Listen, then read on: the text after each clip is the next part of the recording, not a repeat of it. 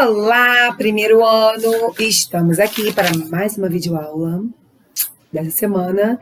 Videoaula de sexta-feira, dia 2 de outubro, gente. Outubro, mês de outubro. Sexta-feira, sua linda. Aula de Natureza e Sociedade no plano de estudos, tá? Não temos livro, que a semana foi de prova, e aí nós estamos só no plano de estudos. E aí, hoje a nossa aula, eu deixei um pouquinho para a gente falar um pouco do Pantanal, né? O Pantanal, ele estava em chamas, né? Muitas espécies de animais morreram, né? Estão sendo tratadas, né? Porque foram queimadas, né? Então, assim, foi muito triste, né? Essa situação do Pantanal, né? Mato Grossense, né? Que foi a região, lembra? Foi a região que nós estudamos, né? Na festa junina, né? Nós trabalhamos as regiões e a nossa região foi a região norte, e que abrange o Pantanal e a Amazônia, né? Um pedaço de cada um, né? Então, com o calor, né? Eu creio que com o calor muito quente, e aí aconteceu essa queimada lá no Pantanal e veio acontecer devastou, né? Uma parte verde do Pantanal e acabou com algumas espécies de animais.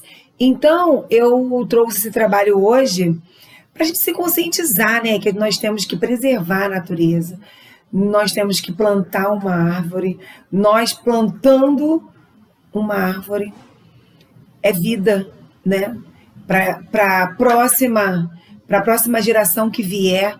Se a gente não cuidar do nosso planeta, a próxima geração que vier, ela não vai ter nada disso que a gente tem, né?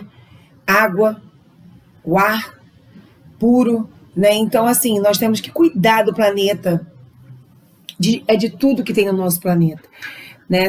Eu não sei se vocês já viram, mas os países de fora, né? China, Japão, lá a higiene lá, as ruas são limpas demais, ninguém joga papel no chão.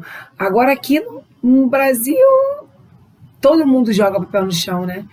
Nem todo mundo, mas a maioria, né? Então, assim, a gente tem que conscientizar as pessoas, pedindo para que evitem de sujar a cidade, né? Aqui mesmo no Brasil, Santa Catarina é uma cidade muito limpa, né?